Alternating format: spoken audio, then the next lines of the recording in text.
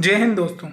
जैसा कि आप अपनी स्क्रीन पर देख रहे हैं, हमारी एमपीपीएससी की श्रृंखला स्टार्ट हो चुकी है, जिसमें हम 2009 से लेकर 2019 तक यानी पिछले 10 वर्षों में एमपीपीएससी के द्वारा एग्जाम में जितने भी क्वेश्चन पूछे गए हैं, हम उन सभी क्वेश्चनों को देख रहे हैं, साथ में उनसे जुड़े कुछ प्रमुख तथ्यों को भी जान रहे हैं।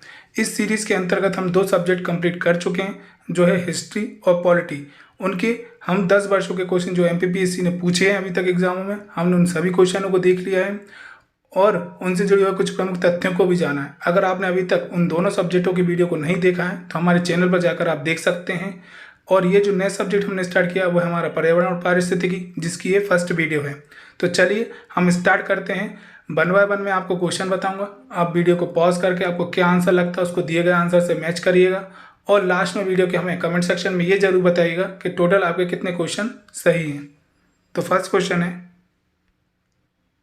पर्यावरण सुरक्षा अधिनियम EPA को अन्य किस नाम से जाना जाता है?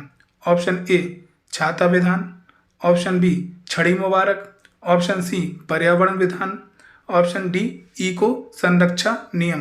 तो आंसर है ए छाता विधान। और प्रमुख तथ्य हैं, भारत में पर्यावरण संरक्षण अधिनियम 1986 यानी 1986 को छाता विधान के नाम से भी जाना जाता है, जिसका उद्देश्य पर्यावरण में हो रही क्षति को कम करने और सुरक्षा प्रदान करना है। नेक्स्ट क्वेश्चन है, NGT का पूर्ण रूप है? Option A national green tribunal, option B national general tribe, option C new general tribunal, option D national green tribe. तो आंसर है ए नेशनल ग्रीन ट्रिब्यूनल। और प्रमुख तथ्य हैं, राष्ट्रीय हरित न्यायाधिकरण, हिंदी में इसको राष्ट्रीय हरित न्यायाधिकरण बोलते हैं और इंग्लिश में नेशनल ग्रीन ट्रिब्यूनल, की स्थापना 18 अक्टूबर 2010 को की गई थी, जिसका उद्देश्य पर्यावरण बचाव एवं वन संरक्षण और अन्य प्राकृतिक संसाधन सहित पर्यावरण से संबंधित किसी भी कानूनी अधिकार के प्रवर्तन, पीड़ित व्यक्ति अथवा क्षतिग्रस्त संपत्ति का लिए क्षतिपूर्ति प्रदान करने और इससे जुड़े मामलों का प्रभावशाली और तीव्र गति से निपटारा करने के लिए लाई गई है। नेक्स्ट क्वेश्चन है, पर्यावरण संरक्षण के लिए ग्रीन आर्मी किसने प्रारंभ की? ऑप्शन ए जापान ने, ऑप्शन बी चीन ने, ऑप्शन सी ऑस्ट्रेलिया ने, ऑप्शन डी इजिप्ट ने। तो आंसर है सी ऑस्ट्रेलिया ने। और प्रमुख तथ्य हैं, ऑस्ट्रेलिया ने पर्यावरण संरक्षण के लिए ग्रीन आर्मी को प्रारंभ किया था। ऑस्ट्रेलिया सरकार ने इस कार्यक्रम हेतु $360 मिलियन आवंटित किए हैं, जिससे प्रतिवर्ष 500 परियोजनाओं को सहायता प्रदान की जाएगी। याद रखिए, काफ़ी इंपॉर्टेंट फैक्ट है। नेक्स्ट क्वेश्चन है, प्रथम पोषक स्तर के अंतर्गत आते हैं? ऑप्शन ए शाकाहारी जंतु, ऑप्शन बी मांसाहारी जंतु, ऑप्शन सी सर्वभक्षी जंतु, ऑप्शन डी हरित पादप। तो आंसर है डी हरित पादप। और प्रमुख तथ्य हैं, वे पौधे जो प्रकाश संश्लेषण के द्वारा स्वयं भोजन का निर्माण करते हैं प्राथमिक पोषक या उत्पादक कहलाते हैं। नेक्स्ट क्वेश्चन है, स्वच्छ जल समुदाय में लैटिन आवास का उदाहरण है? ऑप्शन ए तालाब एवं दलदल, ऑप्शन बी झरना एवं नदी, ऑप्शन सी तालाब एवं नदी, ऑप्शन डी उपयुक्त सभी। तो आंसर है तालाब एवं दलदल। और प्रमुख तथ्य हैं, स्थिर जल का आवास लैटिन आवास के अंतर्गत आते हैं, जैसे आर्द्र भूमि, तालाब, झील एवं जलाशय आदि।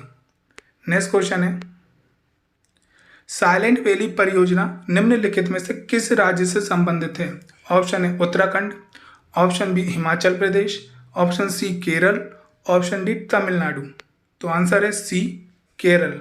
और प्रमुख तथ्य हैं, साइलेंट वैली परियोजना केरल राज्य से संबंधित है, जिसे शांत घाटी के नाम से भी जाना जाता है।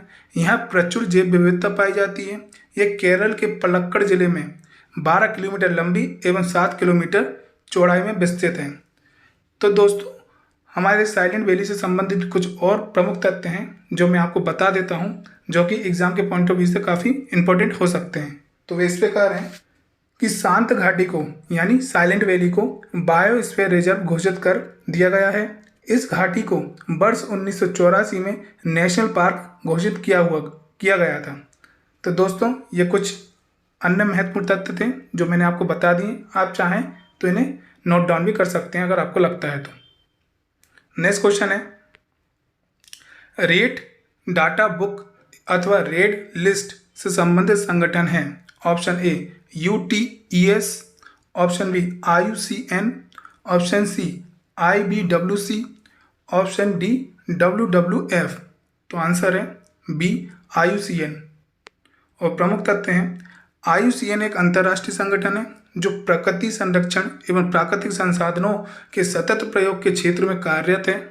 इसके द्वारा 1963 में प्रकाशित रेड डेटा बुक में विलुप्ति के कगार पर खड़े संकटग्रस्त पौधों और पशु जातियों की सूची सम्मिलित की जाती है।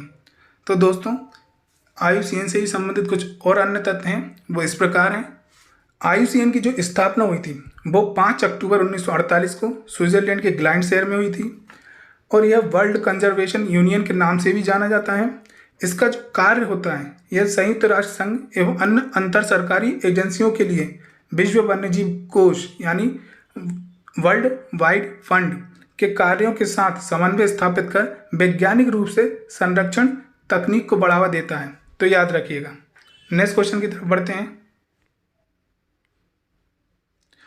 क्योटो प्रोटोकॉल निम्न में से संबंधित है। ऑप्शन ए वायु प्रदूषण, option B greenhouse gas, option C जलवायु परिवर्तन, ऑप्शन डी जल प्रदूषण।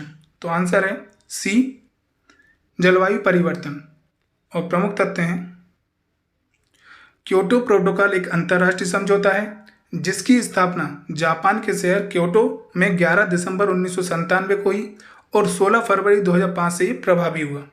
यह United nation framework convention on climate change, जिसको शॉर्ट में बोलते हैं UNFCCC, से संबंधित एक कानूनी रूप से बाध्यकारी समझौता है जिसमें ग्रीन हाउस गैस के निकास को कम करने से संबंधित है, ना कि केवल ग्रीन हाउस गैस से। नेक्स्ट क्वेश्चन है, ओजोन छिद्र का कारण है। Option A acetylene, option B ethylene, option C chlorofluorocarbon, जिसको शॉर्ट में बोलते हैं CFC, और ऑप्शन डी है मीथेन। तो आंसर है सी क्लोरोफ्लोरोकार्बन। और प्रमुख तथ्य हैं, ब्रिटिश दल ने वर्ष 1985 में टोटल ओजोन मैपिंग स्पेक्ट्रोमीटर की मदद से अंटार्कटिका के ऊपर ओजोन छिद्र का पता लगाया था। ओजोन छिद्र के लिए क्लोरोफ्लोरोकार्बन यानी CFC उत्तरदायी है। CFC मानव निर्मित यौगिक है। यह ओजोन गैस से अभिक्रिया करके ओजोन को ऑक्सीजन के रूप में विघटित कर देता है, जिससे ओजोन परत का क्षरण होता है। याद रखिएगा। नेक्स्ट क्वेश्चन है, मॉन्ट्रियल प्रोटोकॉल निम्न में से संबंधित है। ऑप्शन ए सफेद शहर, option B chlorofluorocarbon, option C जल प्रदूषण, ऑप्शन डी कृषि। तो आंसर है बी क्लोरोफ्लोरोकार्बन। और प्रमुख तथ्य हैं, मॉन्ट्रियल प्रोटोकॉल को 16 सितंबर 1987 को अपनाया गया, जो 1 जनवरी 1989 से प्रभावी रूप से कार्य करने लगा। यह प्रोटोकॉल पृथ्वी की ओजोन परत के क्षरण से संबंधित है तथा ये गैसों के उत्सर्जन के आधार पर एक बाध्यकारी समझौता है। याद रखिएगा, ये भी एक बाध्यकारी समझौता है। तो दोस्तों, अगर आपको पसंद आया है तो ज़्यादा से ज़्यादा इस वीडियो को लाइक करिएगा, शेयर करिएगा। साथ ही अगर आप हमारे चैनल पर नए हैं तो सब्सक्राइब करके बेल नोटिफिकेशन को दबा दीजिएगा, ताकि हमें आपके सपोर्ट से मोटिवेशन मिले और आपको नोटिफिकेशन। धन्यवाद दोस्तों।